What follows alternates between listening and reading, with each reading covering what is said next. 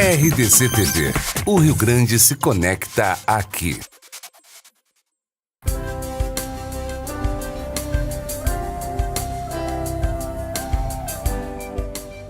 Nossas Histórias conta hoje a história do empreendedor Marcos Quester, do Aeromóvel, presidente também da Câmara Brasil-Alemanha do Rio Grande do Sul.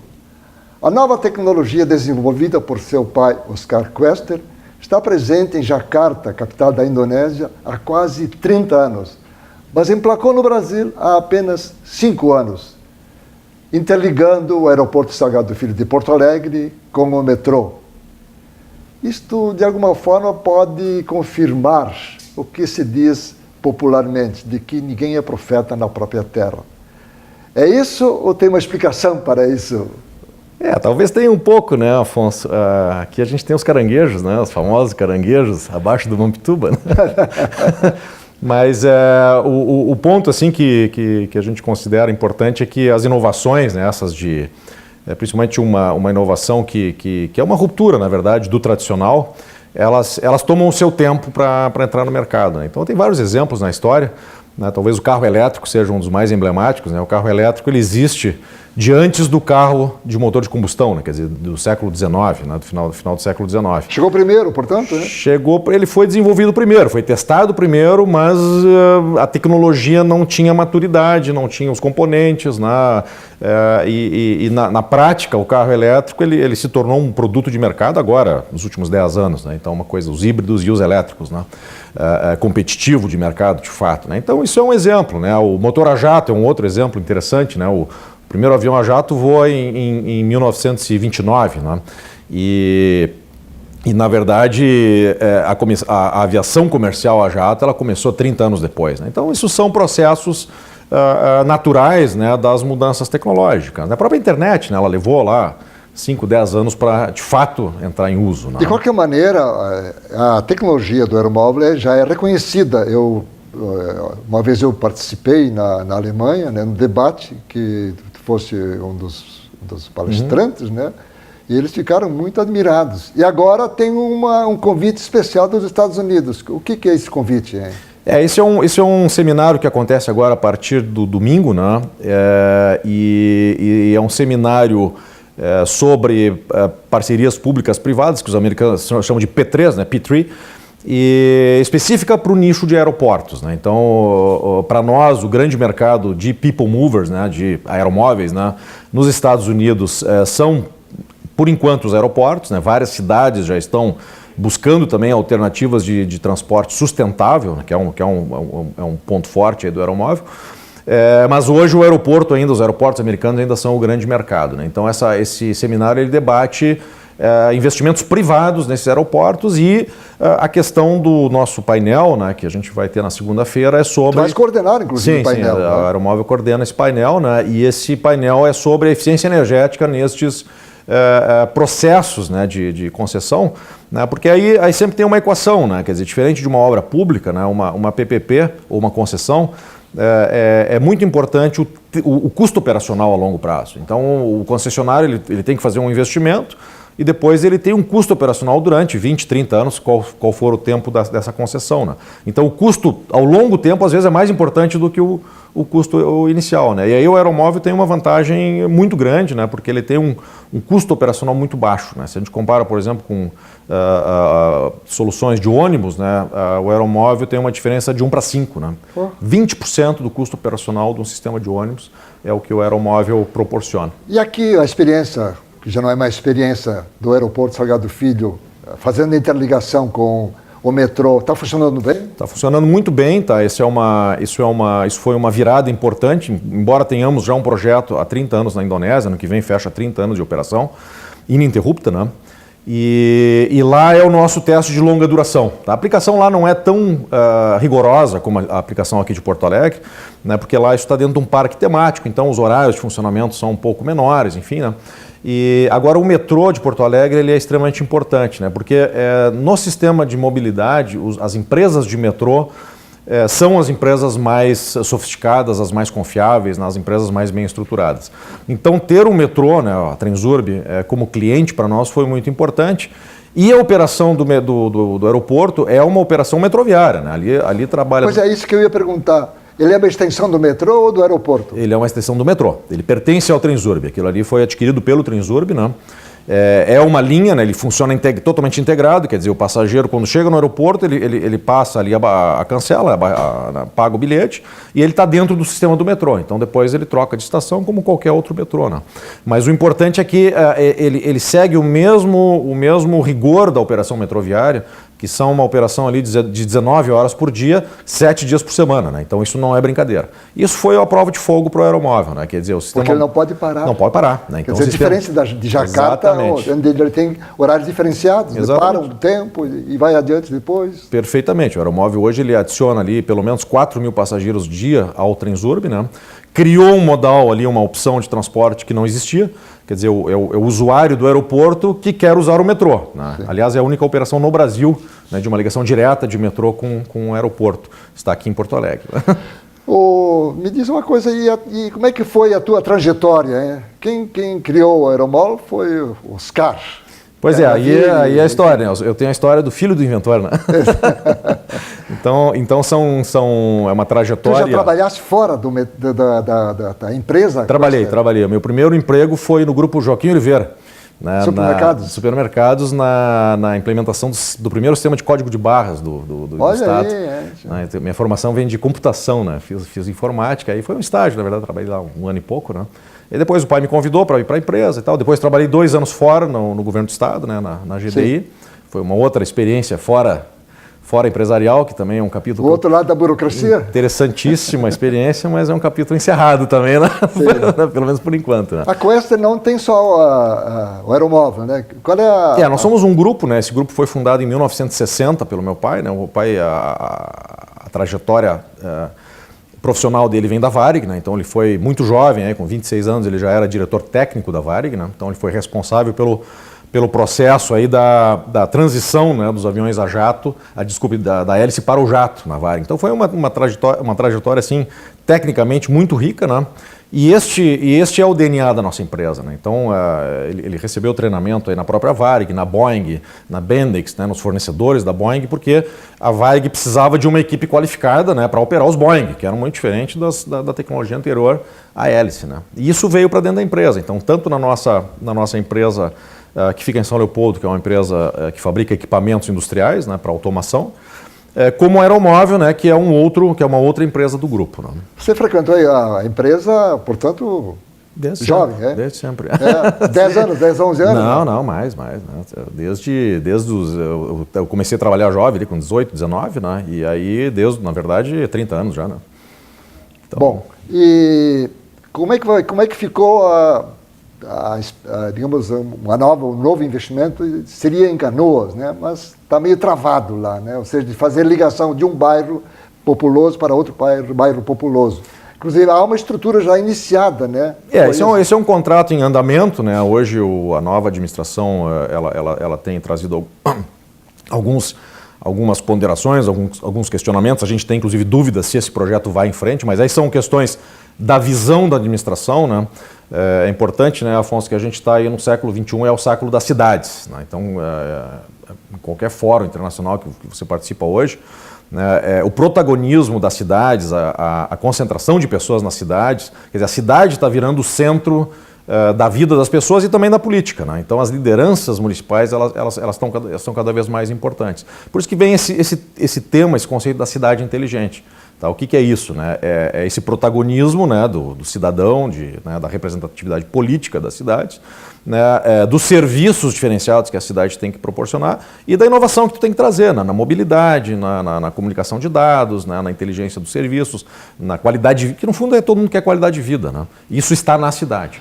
Então esse é um ponto importante. E aí Canoas, tem uma visão, né, aí a administração municipal é que tem que definir os rumos, né, da mobilidade, porque isso é a autoridade municipal que define, né? O aeromóvel teria condições de transportar muita gente? Seria muita gente, né? Não.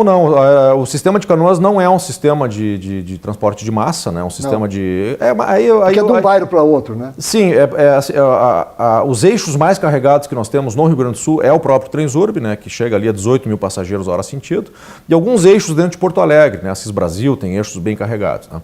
Esses eixos ainda são capacidade média, né? Porque depois vem a alta capacidade. Aí são os metrôs de São Paulo, de Tóquio, de Nova York, né? Aí são capacidades aí de 50, 60 mil. Isso se mede passageiros por hora, né, que o sistema consegue transportar. Né?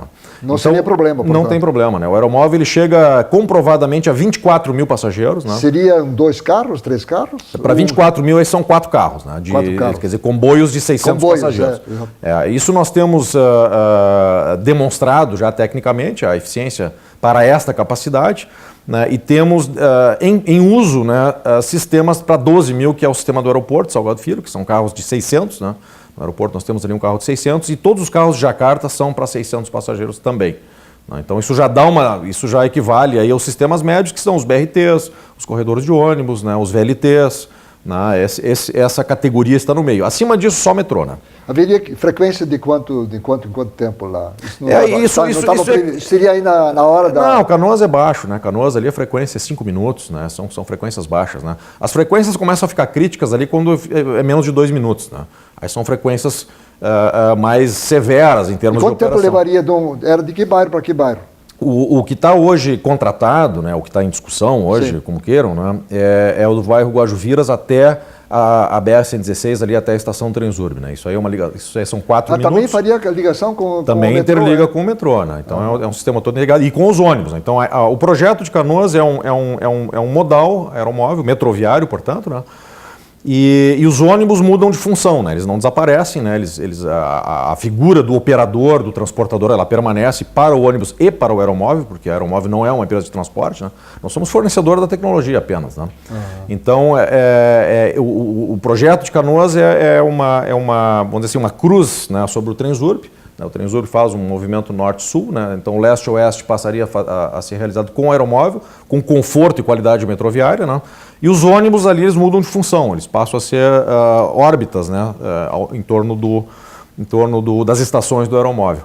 Agora, esse projeto, né, cujo futuro hoje, né, a gente não cabe a nós, a gente não consegue precisar né, como é que vai caminhar isso, né? Ele foi muito importante porque ele inspirou, né, o desenho feito para Canoas. Tá? Ele inspirou uma série de outros projetos. Né? Hoje, Afonso, nós temos 70 projetos, né, em 15 países. Muitos deles inspirados em Canoas, na modelagem que foi desenvolvida para Canoas. Qual está o mais adiantado, hein? O mais adiantado é a cidade de Rio Negro, na Colômbia. Tá? Essa é a cidade vizinha de Medellín. Né? Medellín é uma cidade hoje moderna, fantástica, né? Segura. E Rio Negro é para onde Medellín cresce, e é onde fica o aeroporto internacional de Medellín, que é Rio Negro. Né? Então essa cidade, nós recebemos aqui uma comitiva liderada pelo prefeito, Andrés Julián, né, em 2016. O prefeito ficou encantado e disse, isso aqui é a solução. Né? Ele andou aqui no aeroporto, né? Ele ficou encantado com a solução, né? Compreendeu a mensagem, né, de um sistema sustentável, de custo compatível, né, com cidades médias e pequenas, né, e de muita eficiência energética, quer dizer, isso se traduz na economia. E daí saíram vários estudos necessários para a implantação de um processo desse, que não é um processo simples, né, que mexe em toda a mobilidade do município, né, e agora está pronto o edital. Né, então esse edital está na fase final aí de fechamento e deve ser lançado agora, acreditamos, no início de agosto. Né, então é um edital para um sistema de people mover, né, de automatizado. E aí vem outra vantagem do aeromóvel, porque o aeromóvel ele foi concebido automático, né? Volta lá para a automação dos aviões, né? e do DNA e do nosso grupo. Né? Então o aeromóvel ele já nasceu automatizado, né? pelo seu conceito. E isso significa uma grande vantagem de custo também. Né? Está todo mundo hoje, digamos, ocupado em fazer o automóvel automatizado, o ônibus, o caminhão, etc. Aquele sistema ali no gasômetro, que foi o nosso pilotinho ali, né? Aquele sistema nos anos 80 já andava sozinho, né? sem piloto, né? Marcos, nós vamos fazer um intervalo e na volta nós vamos conversar um pouco sobre a Câmara Brasil-Alemanha e os últimos encontros dos dois países. Um intervalo e voltamos a seguir. Nós estamos conversando com Marcos Quester, do Aeromóvel, presidente também da Câmara Brasil-Alemanha do Rio Grande do Sul. Nós vamos conversar um pouco sobre a Câmara. Está recém começando lá, mas já entrou no fogo, ou seja, já esteve agora recentemente na Alemanha participando do Encontro Econômico Brasil-Alemanha, que um ano é no Brasil, outro ano na Alemanha. No ano passado foi na Fiergs e este ano foi na Alemanha, em Colônia. Como é que tu entraste? Claro, o sobrenome é Quester, né? Meu avô era alemão, né? Ele migrou para o Brasil, acabou ficando aqui em função aí da Segunda Guerra, né? E aí a família está aqui, né? Então hoje somos brasileiros de origem alemã, né? Nós somos afiliados à Câmara já há bastante tempo, fomos afiliados, voltamos recentemente, né?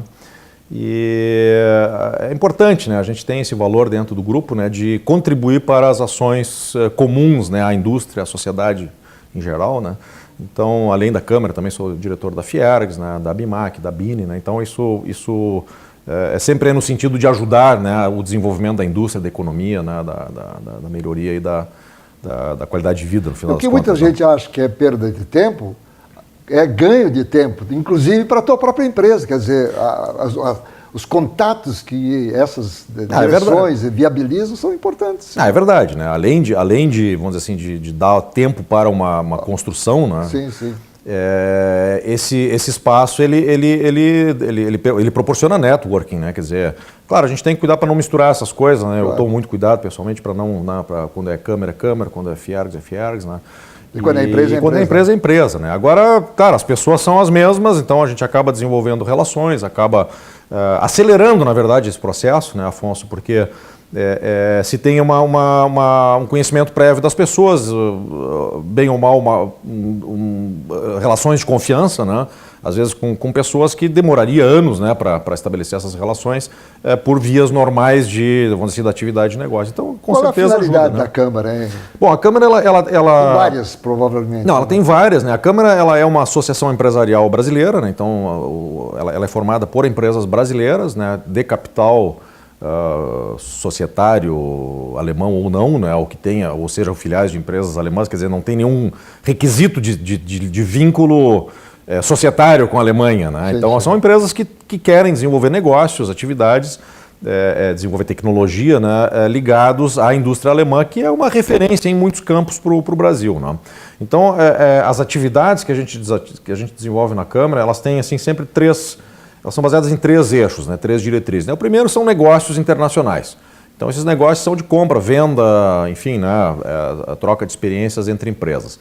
Segundo ponto, desenvolvimento sustentável, né? Então, isso é uma diretriz importante, né, porque significa a continuidade, né, do desenvolvimento econômico, da atividade industrial, mas com respeito às questões ambientais, de poluição, né, de sustentabilidade da indústria em si. Tem esse viés forte, sim. Então, o desenvolvimento sustentável, isso é um dos pilares, né? Comércio internacional, desenvolvimento sustentável e o terceiro, inovação tecnológica. Então, a gente tem que prestar atenção para que as nossas atividades estejam conectadas, né, pelo menos um desses eixos, né? O que normalmente é mais de um. Né?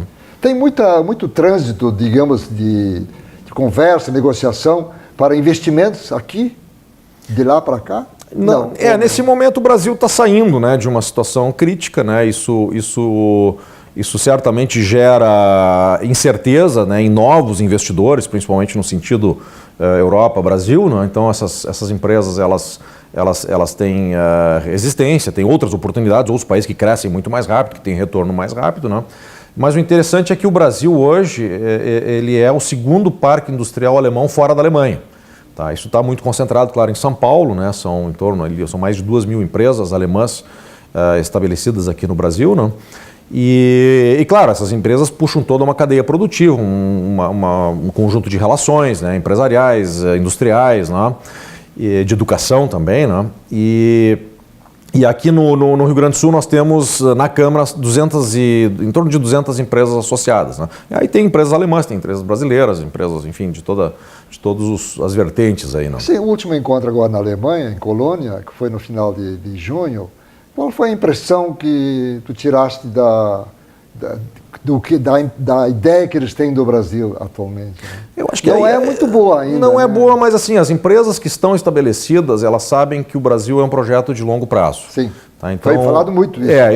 Isso sempre entra nos debates, né, de que o Brasil vai ter crise, né, as nossas crises são cíclicas, né, isso é o velho voo da galinha, né, então o Brasil vai aos pulos, né, e isso é conhecido. Então as grandes empresas, os grandes fabricantes, principalmente os que investem no Brasil, né, eles têm perfeita consciência disso, né, e de que certamente no médio prazo a coisa funciona, senão não estariam mais aqui. Né? Esse encontro também coincidiu com uma pequena missão gaúcha para algumas visitas lá na Alemanha.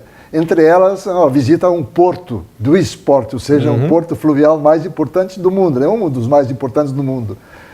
A ideia que tu sentiste do governo do estado, que esteve lá o vice-governador. Sim, o vice-governador liderou essa delegação, né, o Porto de Duisburg, é um dos mais importantes centros de logística da Europa, né, segundo eles próprios é o maior porto fluvial do mundo, né, mas essa é a estatística deles mesmo. Né.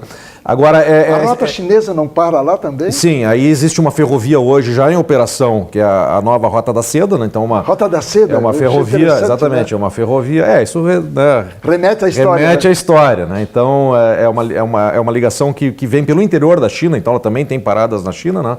E o ponto final na Europa é Duisburg, né? Então a grande, vamos dizer assim, a grande vantagem ou a grande virtude de Duisburg é a operação intermodal. Então eles têm a questão fluvial muito bem aproveitada na Alemanha, Reno, né? Diferente da nossa aqui, né? Rio Reno limpo, né?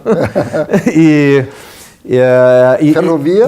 Exatamente, muito integrado com o rodoviário, que cresce muito na Europa, né? E o ferroviário, né? E também depois tem o aéreo, né? Para coisas mais rápidas. Mas esse know-how de logística, ele é bastante único assim, em Duisburg. Então fomos muito bem recebidos.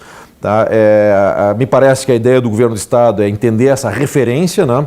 E existe agora um desdobramento, que inclusive a Câmara está oficialmente fazendo aí não é uma intermediação, mas interação, né? É uma interação. Ela representa Duisburg aqui, né? O presidente do Porto ele delegou essa função à Câmara, né? Para que ela possa preparar os agendamentos, preparar as missões, né? Preparar as conversas. A ideia é retomar a questão de transporte fluvial aqui, não só do fluvial, mas fluvial integrado ao, como tu falaste agora, que acontece lá rodoviário e ferroviário, né?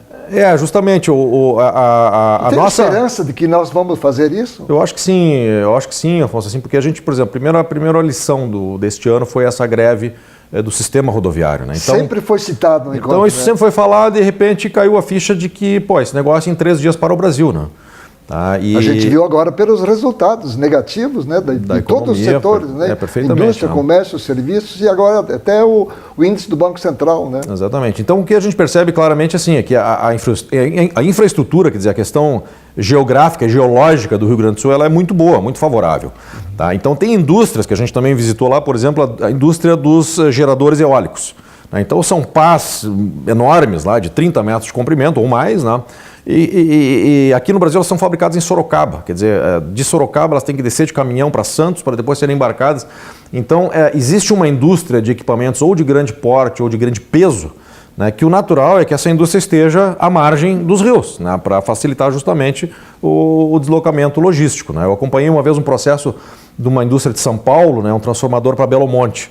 Então eu tive a oportunidade de ver como é que foi a operação logística para levar esse transformador de, sei lá, 200 toneladas, né, de São Paulo para São Paulo, para a Amazônia. Né? Então, uma coisa complicada, é uma indústria que naturalmente se acomodaria muito bem junto à hidrovia. Então, nós temos essa estrutura natural aqui no estado, né?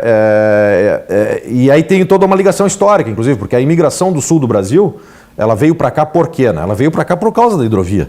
Né? Rio dos Sinos. O Rio dos Sinos. Não, na verdade, sim, na época não tinha estrada. Né? Então, como é que os caras iam para o interior? Eles iam pelas hidrovias existentes. Né? E aí tem até um gancho que a gente está usando na Câmara, né, dentro da indústria sustentável, né, que é justamente a questão do Rio dos Sinos, né, que é por onde os nossos imigrantes chegaram aqui, né, no século XIX, início do século XIX, né, e hoje, vergonhosamente, é um dos rios mais poluídos do Brasil. Né? Então, dentro da da ótica do desenvolvimento sustentável, né? Não é razoável que esse rio seja dessa forma, né? E até andamos lá no Reno, né? que é uma área muito mais povoada do que o Rio Grande do Sul, um rio absolutamente limpo, banhável, né? Recuperado, né? Porque já foi muito sujo também, né? Mas havia uma chance de repente, um fabricante alemão de pás viesse para cá, eles poderiam ter... O Uruguai também tem interesse nisso aí? Sim, essas plantas normalmente elas estão em áreas baixas, né? Em áreas de próximo, né? Ao mar, ou próximo a lagoas e ao rio, o Nordeste todo, né? Então tem uma lógica natural, né, por exemplo, dos aerogeradores, dessa indústria estar próxima das áreas baixas, né? E aí a nossa hidrovia ela funcionaria muito bem para isso. Né? Terminou. Muito bem. Eu quero agradecer a tua presença aqui. Eu sei que tiveste bastantes reuniões hoje e, como todos os dias, né, bastante ocupação. Bem e que tenha sucesso nos Estados Unidos agora para vender o aeromóvel, a ideia da tecnologia, a nova tecnologia gerada aqui no Brasil. Muito bem, estamos lá na Califórnia, né, o estado da sustentabilidade. Né? Exatamente isso. E de modo especial nós queremos agradecer a audiência deste programa, prometendo estar de volta no próximo domingo às 18 horas, sempre com uma nova história de empreendedores ou de pessoas que têm uma boa história. Aliás, eu convido pelas redes sociais que façam indicações nesse sentido. Muito obrigado e tchau.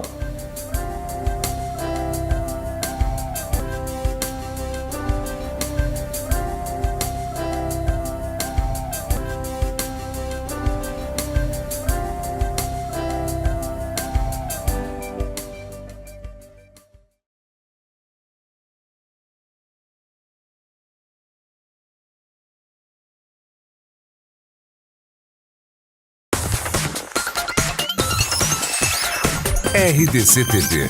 O Rio Grande se conecta aqui.